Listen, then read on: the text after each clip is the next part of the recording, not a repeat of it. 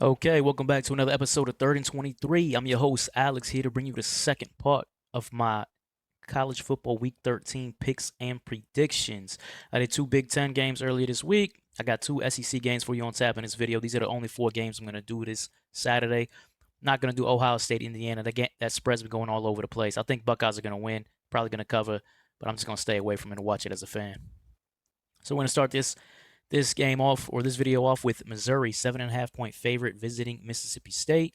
When you're talking about Mississippi State, you're talking about the worst team in the SEC. They're not just the worst team in the SEC, they're the worst defense in the SEC and one of the worst defenses in the country. If you take a look at their defensive stats, I got for you on the screen there, 121st in pass defense yards per attempt. So guys are hitting them off downfield consistently. Mississippi State's run defense, 128th. They're not stopping you running the ball either. So you're going against Missouri in this game. Well, what Missouri brings to the table, you're talking about Nate Noel, averages 5.6 yards per carry. His total rushing yards for the season isn't really that high. I think it's somewhere in the 600s. But he'd be a 1,000-yard running back if he hadn't missed time this season. He's missed quite a few games this year because of injury. One of the more underrated running backs in the SEC this season. He's back and healthy. He went for 150 last game against South Carolina in a tough loss on the road, and I expect him to have another pretty big game in Starkville. When you're talking about Missouri's offense, that's been one of the more disappointing offenses, I guess you could say passing offenses in the country this year. You have Brady Cook back, you have Luther Burden back, Theo Wease, Mookie Cooper. You're expecting Missouri's offense to hit big plays, big chunk plays all year. That has not happened. Missouri's offense, passing offense, is kind of pedestrian. It's a lot of dinking and dunking, a lot of short throws, a lot of horizontal passing. It hasn't been a bad passing offense this year, but they just haven't been very explosive. But you got Brady Cook back. That's another thing, too. They have missed Brady Cook with injury and some other guys with injuries this season. Brady Cook is back. He played in the South Carolina game. He's going to start this game. When you have this offense that hasn't been that explosive, but you're matching them up against a defense that can't really stop anyone, you got to think, okay, this offense is going to get untracked in this game. So I'm expecting to see Brady Cook in this passing offense have one of their better games of the season. I'm not expecting 400 yards passing. I don't think something like that's going to go down. But I'm expecting a consistent, efficient passing offense that's going to balance out Nate Noel, who's probably going to go off in this game. And then Mississippi State offensively, Michael Van Buren and what little they have in their passing game, going against one of the top secondaries in the country, one of the top pass defenses in the country, doesn't bode well for them. Mississippi State doesn't really have any offensive threats that you have to worry about. So because of that, 7.5, Mississippi State's been losing games by double digits all year, and I expect that to continue. Give me Missouri, and I'm going to lay the 7.5. Next game, we are doing Bama, 13.5-point favorite on the road in Oklahoma. Oklahoma's first year in SEC has gone pretty much as predicted, but hasn't gone very well for them. Most people didn't expect much from Oklahoma this season, and that's what you've seen. They've been beaten up with injuries. They've been beaten up on the scoreboard. They're getting beat up by all these SEC teams, showing they were not ready for this conference.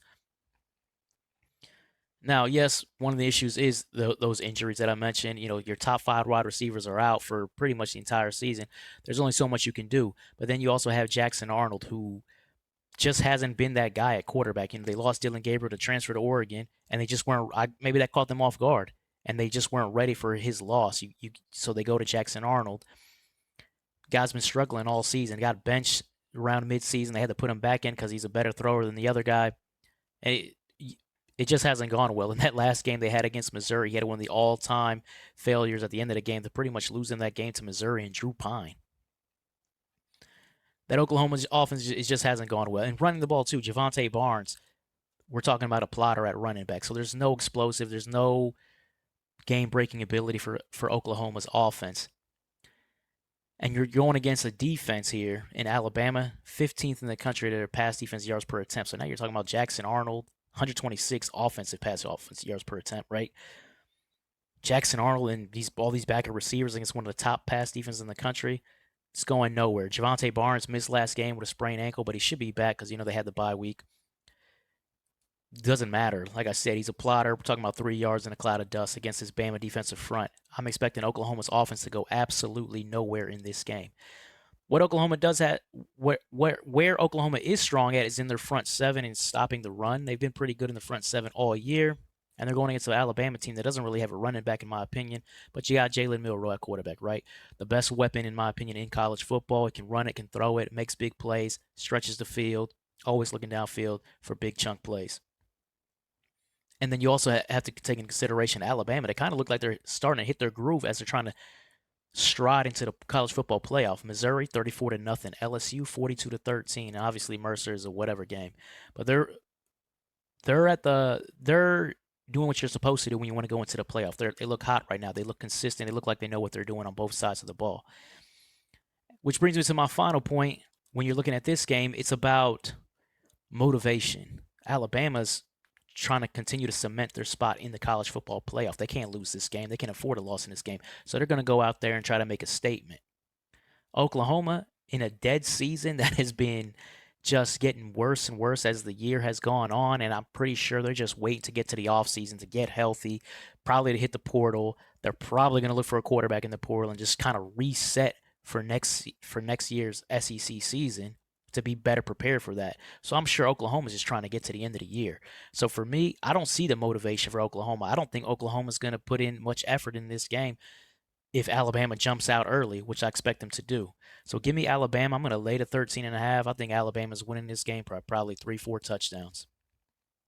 So anyway, that wraps it up. That's my 4 games for you this weekend. We got Alabama laying the 13.5, Missouri we're laying the 7.5, and then the 2 Big Ten games. We have USC laid the 4.5 in that game, and Michigan laying the 10 in a game that opened at 12 and has been bet down. So people are going against me on that one, and they're taking Northwestern.